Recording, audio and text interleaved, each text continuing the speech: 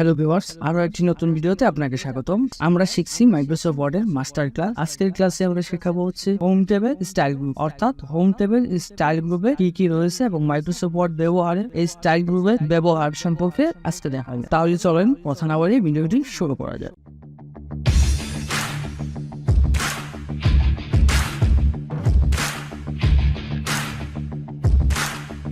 প্রথমে যে কাজটি করবো, মাইক্রোসফট ওয়ার্ডটি ওপেন করবো এবং ওপেন করার পর যে কোনো একটি প্যারাগ্রাফস এখানে ইনসার্ট করবো। অর্থাৎ আমার আগে ক্লিপবোর্ডে কপি করা একটি প্যারাগ্রাফ ছিল, আমি এটিকে এখানে ইনসার্ট করে নিলাম। নেওয়ার পরে আমি এটাকে যে কাজটি করবো, কন্ট্রোল-C প্রেস করে জাস্টিফাই করে নিলাম। এখন আমরা স্টাইলে চলে যাই। এই যে টেপটি দেখতে পাচ্ছেন, আমরা পূর্বের ক্লাসে আমরা ক্লিপবোর্ড, ফন্ট, প্যারাগ্রাফস নিয়ে আলোচনা করেছি এবং সেই ভিডিওগুলো যদি আপনারা মিস করে থাকেন, অবশ্যই ভিডিও ডেসক্রিপশনে লিংক দেওয়া থাকবে অথবা এন্ড স্ক্রিন থেকে আপনারা দেখে নিতে পারবেন। তো এই হচ্ছে আমার স্টাইল গ্রুপ। স্টাইল গ্রুপের মধ্যে দেখেন আমাদের স্টাইলে অলওয়েজ কিন্তু আমাদের নরমালি দেওয়া থাকে সবারই। দেখেন আমার ফন্ট সাইজটা কিন্তু নরমাল রয়েছে, ফন্ট স্টাইল। এখন থেকে চাইলে আমরা ফন্ট স্টাইলটাকে আমরা পরিবর্তন করে নিতে পারছি। অর্থাৎ একটি একটি করে ফন্ট আমাদের পরিবর্তন করার প্রয়োজন নেই, আমরা চাইলে পুরো একটা গ্রুপকে আমরা পরিবর্তন করে নিতে পারবো। অর্থাৎ কাস্টমাইজ করে আমি এমন একটি ফন্ট গ্রুপ ক্রিয়েট করতে পারবো যেখানে সিলেক্ট করলে আমার প্রত্যেকটা ফন্টই একই রকম হয়ে যাবে। যেমন ধরেন আমরা এর পূর্বে আমরা এক একটি ফন্টকে আমরা চেঞ্জ করে দেখাইছিলাম। এক একটি ফন্ট আমরা পরিবর্তন করছি, কালার চেঞ্জ করছি, বোল্ড করছি, টাইপ করছি, আন্ডারলাইন করছি,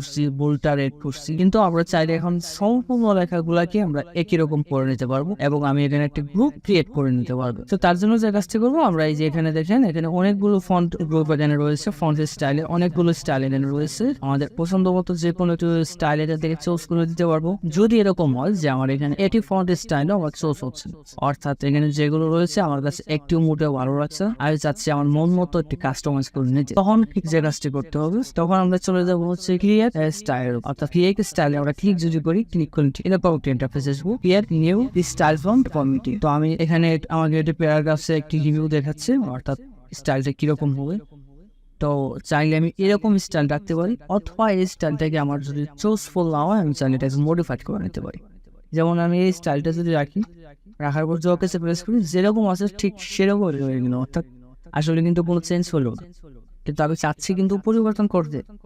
তার জন্য যে কাজটি করতে হবে, আমরা যে এখানে মোড়ের উপর ক্লিক করব, মোড়ে ক্লিক করলে এরকম ইন্টারফেস আসবে এবং এখান থেকে ফিরে যাবো হচ্ছে ক্রিয়েট স্টাইল। এর উপর ক্লিক করলে এখানে ওকেতে প্রেস করবো, না প্রেস করে আমরা চলে যাবো হচ্ছে মডিফাই। অর্থাৎ মডিফাইয়ের উপর আমরা ক্লিক করব, মডিফাই ক্লিক করলে আমাদের নতুন আরেকটি ইন্টারফেসে নিয়ে গেছে এবং এখানে দেখেন আমাদের কিছু স্টাইল দেখাচ্ছে। আমার এই গ্রুপটার নাম দেওয়া হচ্ছে স্টাইল 2 নামে আমি সেভ করবো এবং এখানে স্টাইল টাইপ রয়েছে। এখান থেকে চাইলে টাইপটা পরিবর্তন করে দিতে পারি। যেমন আমরা প্যারাগ্রাফ, যদি আমরা কোনো একটা প্যারাগ্রাফকে আমরা পরিবর্তন করতে চাই তাহলে প্যারাগ্রাফ সিলেক্ট করবো, অথবা আমরা ক্যারেক্টার করতে পারি, লিঙ্ক প্যারাগ্রাফ এন্ড ক্যারেক্টার। আমরা আসলে প্যারাগ্রাফস এবং ক্যারেক্টার প্রত্যেকটা অংশটাকে আমরা পরিবর্তন করতে চাচ্ছি, এই জন্য link paragraph and character select করে রাখবো। আমাদের চাইলে এখান থেকে শুধু একটা নির্দিষ্ট একটা টেবিলকে পরিবর্তন করতে পারবেন, চাইলে লিস্টকে পরিবর্তন করে রাখতে পারবেন স্টাইল অনুযায়ী, চাইলে শুধু প্যারাগ্রাফসটাকে পরিবর্তন করতে পারবেন, অর্থাৎ যে কোনো একটি প্যারাগ্রাফ এরকম হবে, বাকিগুলো ঠিক থাকে। অথবা চাইলে ক্যারেক্টারগুলোকে পরিবর্তন করে নিতে পারেন। ক্যারেক্টার হচ্ছে প্রত্যেকটা লেটারকে পরিবর্তন করতে পারেন। তো আমি আসলে সম্পূর্ণ লেখাগুলোকে পরিবর্তন করবো, আমার মন মতো করে স্টাইল করে নেব। তার জন্য আমি লিঙ্ক প্যারাগ্রাফ এন্ড ক্যারেক্টার, তারপর নিচে পেয়ে যাবেন হচ্ছে স্টাইল বেস অন। এইটা যেরকম আছে আমরা এরকমই রাখবো এবং এখান থেকে অনেকগুলো অপশন পেয়ে যাবেন। আসলে আমি এটা কোনো যাচ্ছি না, যেরকম আছে আমি ঠিক সেরকমই রেখে নিচ্ছি। তারপরে হচ্ছে ফরম্যাটিং এ গিয়ে এখানে কিছু কাস্টমাইজ আমার করতে হবে। যেমন ফরম্যাটিং এ রয়েছে হচ্ছে ফার্স্টে রয়েছে হচ্ছে ফন্ট।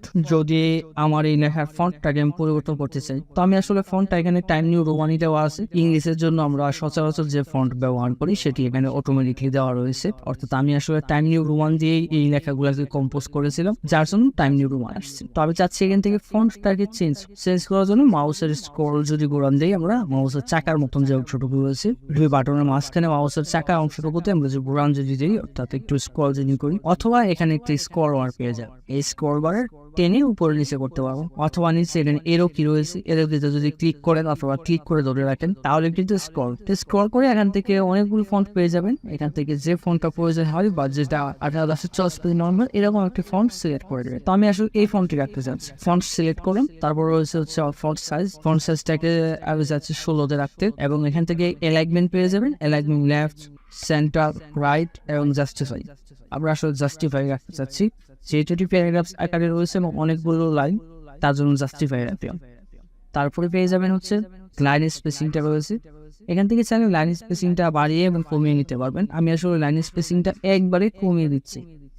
তারপরে পাশে পেয়ে যাবেন হচ্ছে বোল্ড, ইটালিক, আন্ডারলাইন। আমি আসলে বোল্ড, ইটালিক, আন্ডারলাইন কোনোটাই রাখছি না, কারণ হচ্ছে অলরেডি আমি যে ফন্টটা সিলেক্ট করছি সে ফন্টটাই কিন্তু বোল্ড আকারে রয়েছে, যার জন্য আসলে আমি এখান থেকে কোনো কিছু চুজ করছি। তারপর এখান থেকে কালার রয়েছে, কালারটা চাইলে এখান থেকে চুজ করে দিতে পারবেন, অথবা মোড়ে ক্লিক করে আমরা এখান থেকে অন্যান্য কালারও কাস্টমাইজ করে নিতে পারবো। কাস্টমে গিয়ে আমরা চাইলে যে কোনো কালার এখান থেকে কাস্টমাইজ করে নিতে পারবো। আসলে আমি কালারটা ওইরকম ভাবে কোনো পরিবর্তন করবো না। দেন আমি এখান থেকে ক্যান্সেলে ক্লিক করবো। ক্লিক করে দেখেন সবকিছু ঠিকঠাক যদি মনে হয় দেন ওকে যাচ্ছে। ওকেতে প্রেস করে দেখেন আমি আমার মন মতো এখানে একটি স্টাইল ইনসার্ট করলাম, অর্থাৎ প্রত্যেকটা লেখাই দেখেন আমি যে ফন্ট সিলেক্ট করছি যেভাবে লিখে রাখছিলাম ঠিক সেভাবেই পরিবর্তন হলো। তো আসলে এখানে এই ছিল আজকের মতন। স্টাইলে আসলে ওরকম গুরুত্বপূর্ণ তেমন কিছু নেই, আর স্টাইলটা আসলে আমাদের সচরাচর ব্যবহার আমরা করি না মাইক্রোসফট ওয়ার্ডে। তো আমরা পরবর্তী ভিডিওতে আমরা দেখাবো হচ্ছে এডিটিং। তো এই ছিল আজকের মতো। ভিডিওটি কেমন লাগলো অবশ্যই কমেন্টস করে জানাবেন, এবং আমাদের এই ফুল মাস্টার কোর্সের ক্লাসগুলো যদি আপনি মিস করতে না চান